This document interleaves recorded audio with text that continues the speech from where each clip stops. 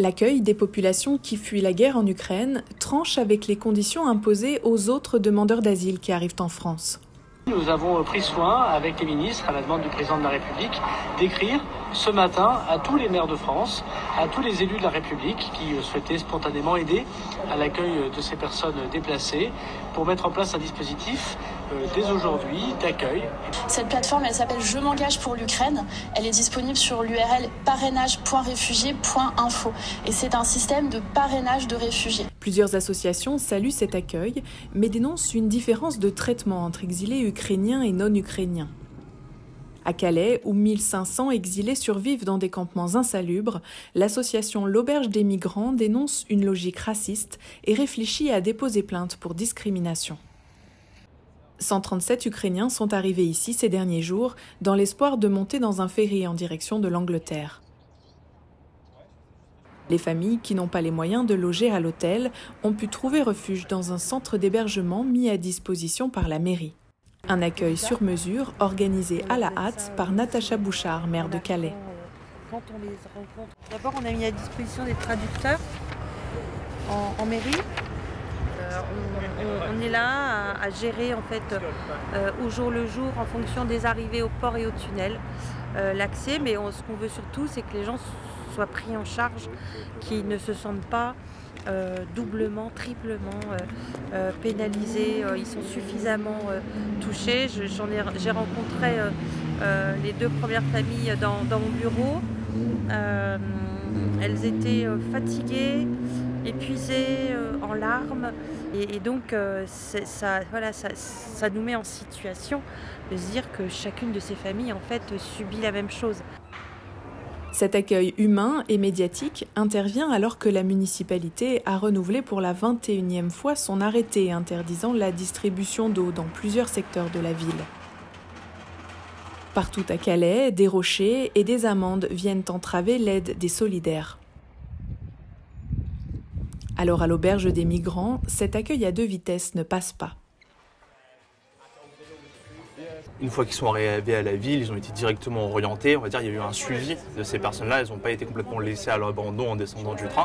Et ça, c'est quelque chose qui est vraiment génial. Ça montre que, et d'ailleurs, on voit en fait dans les témoignages des Ukrainiens qui ont suivi ce parcours d'acclimatation en fait à Calais, ils sont extrêmement reconnaissants. Ils se sont sentis bien. Il y a une ambiance chaleureuse autour. Et ça montre que vraiment, si on se donne les moyens de mettre de bonnes conditions d'accueil, en fait, c'est gagnant-gagnant pour tout le monde. Pourquoi c'est pas possible pour tous les autres, alors, à votre avis, qui êtes sur le terrain? C'est un peu l'éléphant dans la pièce, tout le monde le sait, tout le monde le voit.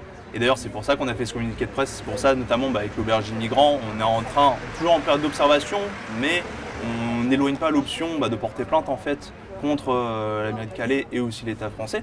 Parce que là, ce qui se passe, c'est flagrant, presque, c'est qu'il y a une différence de traitement entre les personnes, les exilés ukrainiens et les exilés des autres nationalités.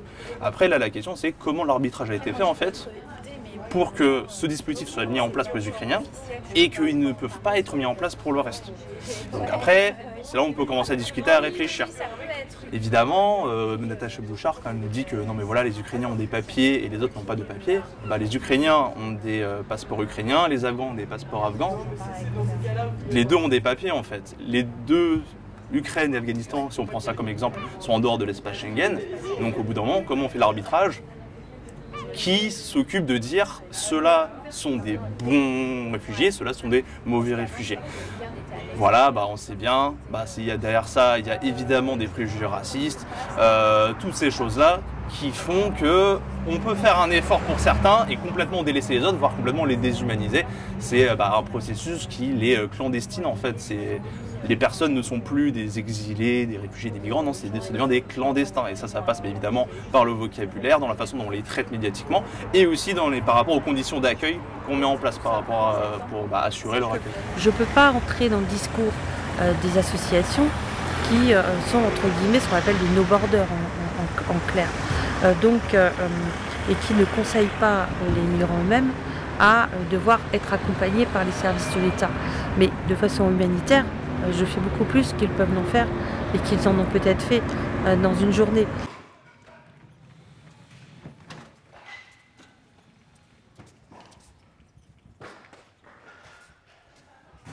Et utiliser le mot non-border de la part d'Natacha Bouchard, c'est clairement en fait un mot qui a une sonorité assez dangereuse en fait, pour qualifier des personnes en fait qui font tout pour aller le plus en avant dans les droits humains, quoi.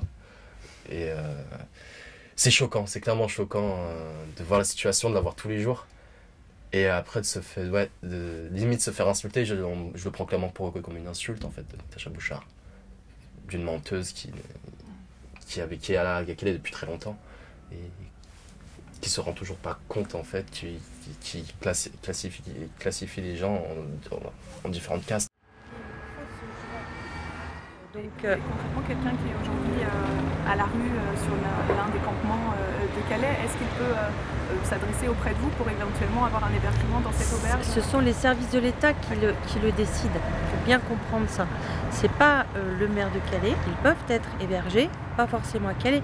Aujourd'hui, dans l'urgence, on a ici 150 personnes, mais demain, si on en a 300, ces personnes seront hébergées hors de Calais, comme les autres situations en fait de personnes migrantes. C'est parce que là, c'est la première semaine de l'urgence. Il y a eu récemment, je crois que c'était en octobre ou novembre dernier, il y a un rapport d'une commission d'enquête parlementaire sur le traitement inhumain en fait des exilés sur le littoral nord.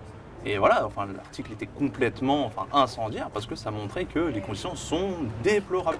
Enfin, je veux dire, là, pendant cet hiver, il y a eu le plan grand froid, ils avaient ouvert un gymnase que pendant 5 jours, sur toute la période hivernale. Sinon, à part ça, le reste du temps, les gens, ils étaient obligés de dormir à la Belle Étoile. Le nombre d'abris naturels à Calais se réduit tous les ans parce que la municipalité, ils découpent tous les espaces verts.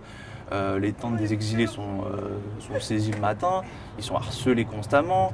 Je veux dire, on est à un endroit en France où on est obligé de distribuer du bois de chauffage en fait aux personnes en hiver pour qu'ils puissent survivre. C'est complètement lunaire. Je pense qu'il y a très peu d'autres villes en France où vraiment il y a des associations dont le seul but en fait c'est de distribuer du bois de chauffage pour que les gens puissent se chauffer, sécher leurs habits parce que sinon ils risquent l'hypothermie ou juste de mourir de froid en fait. Donc là c'est vraiment une crise humanitaire qu'on a là sur le sol et il y a quasiment rien qui est mis en œuvre pour éviter des drames. Sur d'autres lieux de vie, là, ils ont labouré toute la zone où il y a presque 700 personnes, je ne suis pas très loin d'ici, labouré pour pas que les personnes puissent poser leur tente dessus, quoi. Enfin, les besoins clairs à Calais, il y en a plein. Il y en a plein et ils sont tout d'abord politiques. Malgré les tensions entre associations et municipalités, l'arrivée des Ukrainiens et l'empathie liée à la proximité du conflit qu'elle génère prouvent que le gouvernement est capable d'organiser un accueil digne en un temps record. Comme à Calais, des voix s'élèvent désormais partout en France pour réclamer un accueil inconditionnel, une mise à l'abri pour tous les exilés sans distinction.